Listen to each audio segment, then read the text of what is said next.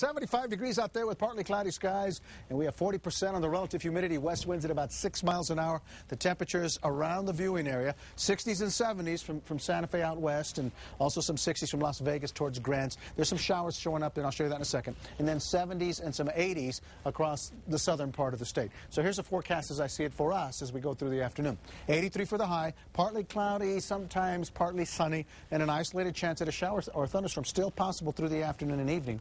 Then lows tonight into the upper 50s to around 61, and from the valley to the heights. Tomorrow still in the middle 80s, still partly cloudy, and still an isolated chance at a shower storm. Now, let's start with the radar. Scattered storms are really starting to go, especially out to the west and along the front range of the San del Cristo Mountains. So the strongest of which that I'm seeing right now are between Grants and then extending all the way towards Gallup and even into Arizona there. And if you take a little wider shot, you see they extend towards Socorro and then back into southwest as well. And on top of that, there's some action that's developing around the Four Corners. So mostly the western half of the state in some form or another is getting the showers and the storms, and then off the mountains as well, from Cuesta to Red River, Taos, Angel Fire, and then extending back up into Colorado. So that is going to be something we're also going to be seeing in the East Mountains here as we progress through the afternoon, but I think it's going to be a little bit later.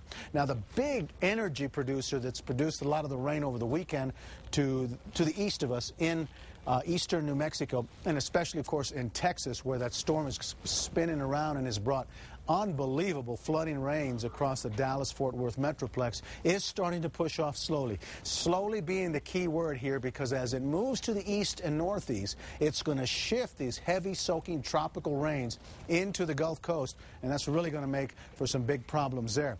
Here in New Mexico, what we're going to be dealing with for the next couple of days is just the recycling moisture. The afternoon heating, the mountains, give it a little lift, and presto, just like we're seeing out there right now, scattered showers and some storms out and about.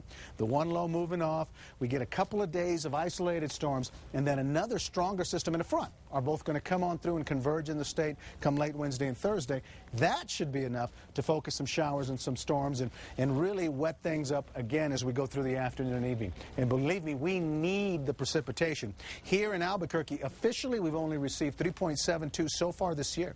Typically this time of year we're already close to 7 inches, so we're below by over 3 inches. It's even worse down in the southeast. Look at Roswell. They've picked up 5.5. They typically have 9.5, so they're 4 inches plus on the minus side and 2+ inches behind in the Farmington area. So everywhere in the state, some spots more than others, really hurting, really looking for some rain, showers, and thunderstorms.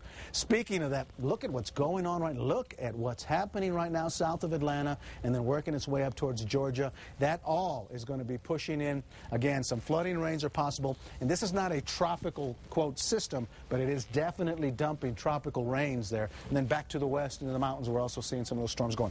Here's your temperatures for today. Chalma gets up to 74, Cuba at 78, as well as Gallup. And in the northeast, 60s and 70s with some storms coming off the mountains from Taos to Red River, from Las Vegas and just east of Santa Fe.